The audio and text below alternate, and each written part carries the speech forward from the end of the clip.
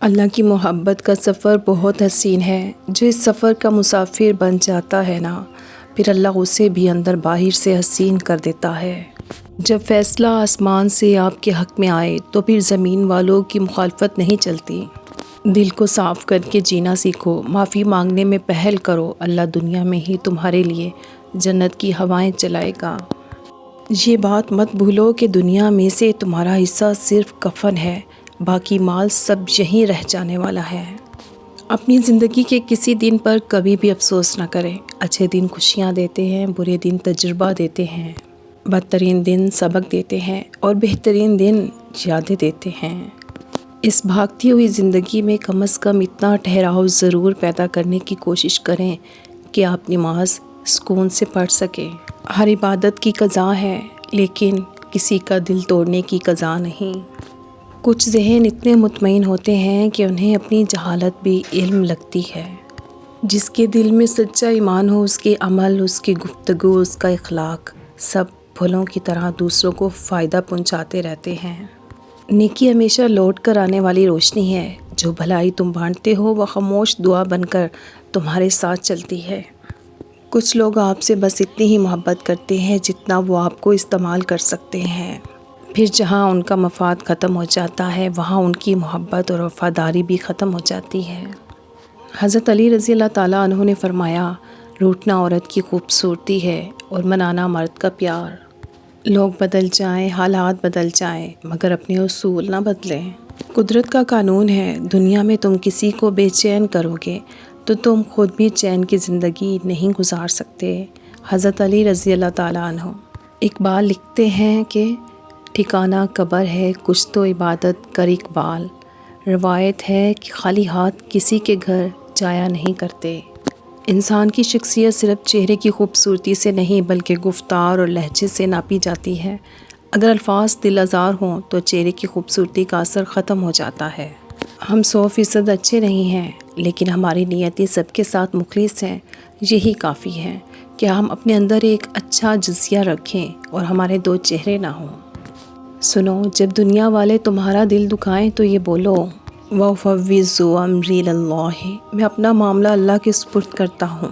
امیروں نے ہی آگ لگائی ہے امیری دکھانے میں، ورنہ نکاح بہت آسان تھا ہمارے محمد صلی اللہ علیہ وآلہ وسلم کے زمانے میں۔ حضرت علی رضی اللہ تعالیٰ عنہ نے فرمایا، اگر دنیا فتح کرنا چاہتے ہو تو آواز میں نرمی پیدا کرو، کیونکہ اس کا اثر تلوار سے بھی زیادہ ہے۔ ہمیں کبھی مایوس نہیں ہونا چاہیے۔ ہمارا رب وہ ہے جو مردہ زمین کو بھی زندہ کر دیتا ہے، وہ آپ کے خوابوں کو بھی زندگی دے سکتا ہے۔ یہ مت کہو یہ نہیں ہو سکتا، بلکہ کہو اے میرے رب میرے لیے آسانی فرما، کیونکہ قرآن پاک گواہ ہے، سمندر تھا جس نے ڈبویا نہیں، وہ آگ تھی جس نے جلایا نہیں، وہ مچھلی تھی جو ہضم نہ کر سکی، وہ بچہ تھا جو بول پڑا۔ اگر موت کے بعد اپنی مرضی کی زندگی گزارنا چاہتے ہو تو موت سے پہلے اپنے رب کی مرضی کی زندگی گزار لو۔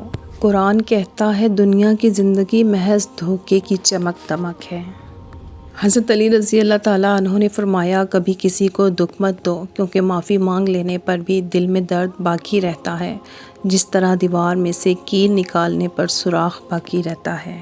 بھوکے مسکین کے پیٹ میں ایک لقمہ پہنچانا 1000 مساجد کی تعمیر سے بہتر ہے۔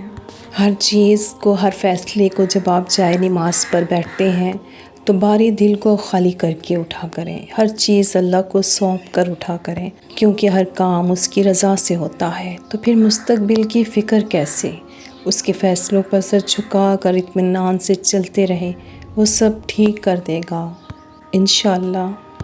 حضرت علی رضی اللہ تعالیٰ عنہ نے فرمایا، جو شخص ہمیشہ تمہاری خوشی چاہے، اس کا اداس ہونا تمہارے لیے فکر کی بات ہے۔